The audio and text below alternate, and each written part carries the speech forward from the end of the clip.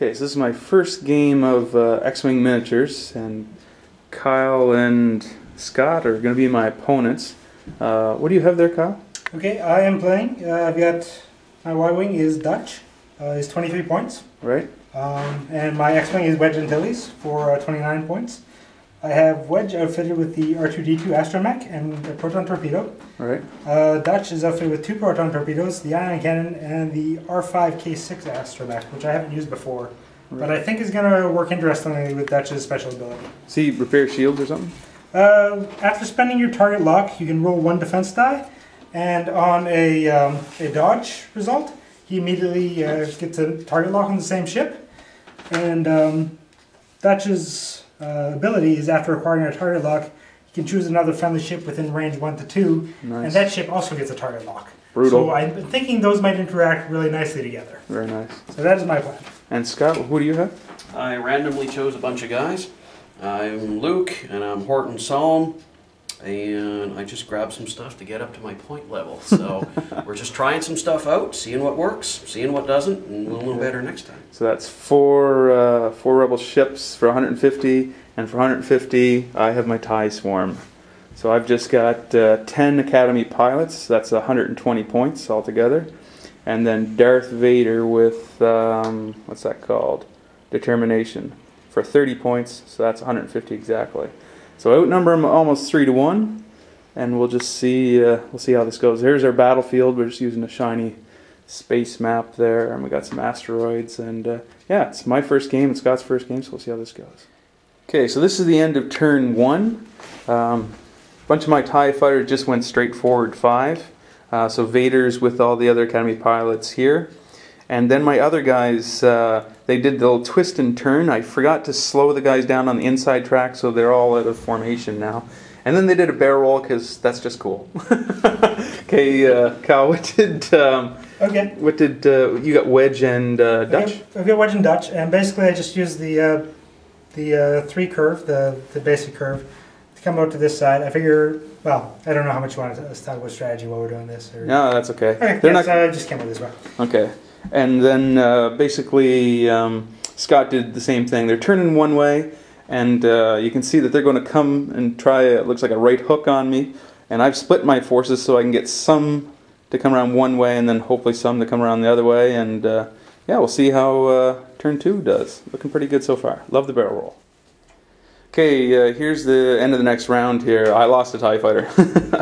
Okay, these TIE fighters kind of swooped in to the right here, and you can see the first one there got blown to pieces. Wedge landed 4 hits, and I missed both evades, so he was like blown completely to smithereens. And then these guys swept over to this side here, didn't really do much. When a Wedge in return lost both shields, and he has 2 hits on him.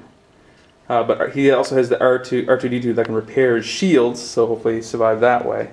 Hopefully for him, not for me. Hopefully for me. But anyway, that's how it is. I lost a TIE fighter, and he almost lost Wedge, which would have been nice. But the problem is here, I've really screwed myself over. I'm going to be running into asteroids here, and it's not looking good. I screwed up big time. Yeah. No, and I think that's why that's their strength is the swarm. The numbers. Okay, this was an amazingly bad round for the Rebels. This guy was that was Wedge.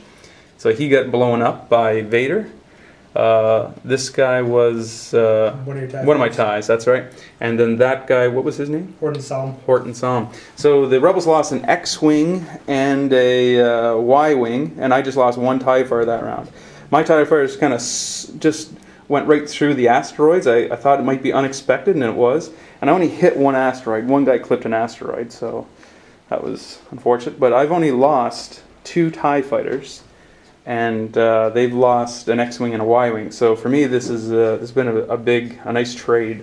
I was a little bit scared at first because I did the separating my forces, and the problem is I was afraid I was going to get hit piecemeal with those asteroids in the way. But then just going through the asteroids, it's been that kind of helped. I think it's been a little bit unexpected, but yeah. Anything you guys want to add? No, I think you pretty much covered it for this round.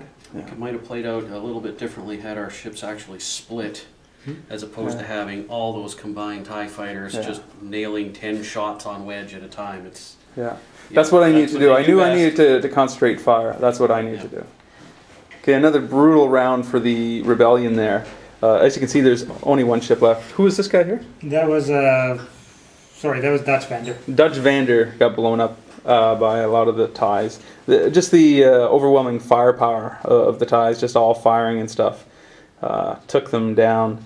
A lot of their stuff was on cards and stuff that went into their ships, and so they had great ships, but just not the firepower needed. And of course, I had like nothing basically on extras. But Luke has no shields, but he's got R2 that can repair shields. And he's up against 8 TIEs plus Vader, because I still have only lost 2 TIE fighters. And a couple of my guys are damaged, but not very much. And Vader is ionized. Vader got ionized by Dutch. And Luke couldn't hit his old man to save his life. Oh, you hit me. You took my... Oh, no, you didn't.